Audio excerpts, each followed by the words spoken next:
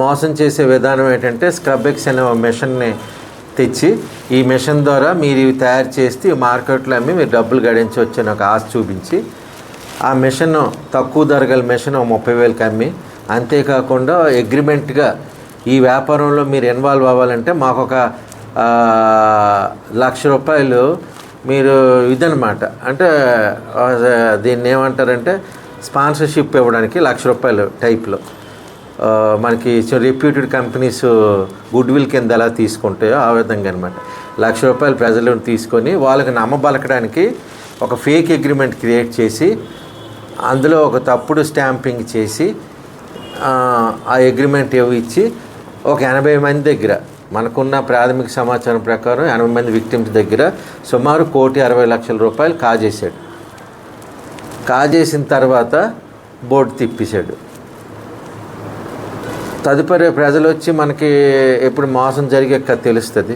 మనం చెప్పిన తర్వాత ఇది ఇమీడియట్గా ఎఫ్ఐఆర్ రిజిస్టర్ చేసి తిరుమలకొండ రమేష్ అనే ముద్దాయిని పట్టుకోవడం జరిగింది. ఇంపార్టెంట్ ఆయన అంటే ప్రైమ్ అక్యూజ్డ్ అంటాం మేము. అయితే ఎంతమంది వీడికి కనెక్టెడ్ కూడా ఉంటారు, అది కూడా చేయడానికి ముందు వీడిని రిమాండ్కి మనం వితిన్ స్టిపులేటెడ్ టైంలో పంపించాలి కాబట్టి ముందు రిమాండ్కి పంపించి పోలీస్ కస్టడీ తీసుకొని విచారిస్తాం. ఈ దర్యాప్తులు ఇంకా బోల్డ్ విషయాలు తేవాల్సి ఉంది. ప్రస్తుతానికి ఈ మెషిన్స్ అన్నీ సీజ్ చేశారు.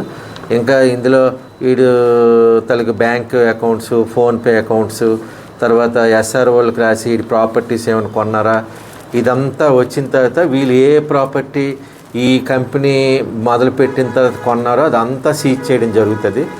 ఇప్పుడు బిఎన్ఎస్ఎస్ యాక్ట్లో కొత్తగా ప్రావిజన్ ఉంది. ఆ విక్టిమ్స్కి ఇచ్చే విధానం కూడా ఉంది. ఆ విక్టిమ్స్కి ప్రాపర్టీ అంతా జప్తు చేసి కోర్టు ద్వారా ఎస్పీ గారి పర్మిషన్ తీసుకొని కోర్టు ద్వారా విక్టిమ్స్కి న్యాయం చేయడానికి ప్రయత్నం చేస్తాం. ఇంకెవరైనా విక్టిమ్ ఉంటే తప్పనిసరిగా పోలీస్ స్టేషన్కి వచ్చి వాళ్ళ తాలూకా వాళ్ళకి ఇచ్చిన అగ్రిమెంట్ కాపీతో పోలీస్ స్టేషన్కి ఇవ్వాలి. మీరు జిరాక్స్ ఉంచుకొని ఒరిజినల్ మాకు ఇవ్వండి. ఇవన్నీ కోర్టుకు పంపించారు కాబట్టి మీ దగ్గర జిరాక్స్ పెట్టుకోండి. ఏదో ఒకటి మొత్తం మీద ఇవ్వాలి. ఇది ఇవ్వనోళ్ళేమో విక్టిమ్ కాదు నా దృష్టిలో, ఎందుకంటే మిషన్ తీసుకొని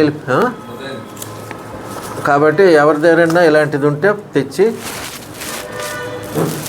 చూపించండి. చూపిస్తే తప్పనిసరిగా వాళ్ళకు కూడా విక్టిమ్ లిస్ట్లో చేర్చి న్యాయం చేయడానికి ప్రయత్నం చేస్తాం. ఇప్పుడు ఈ రమేష్నేమో మన కోర్టుకి ఇప్పుడు పరుస్తున్నాం అనమాట.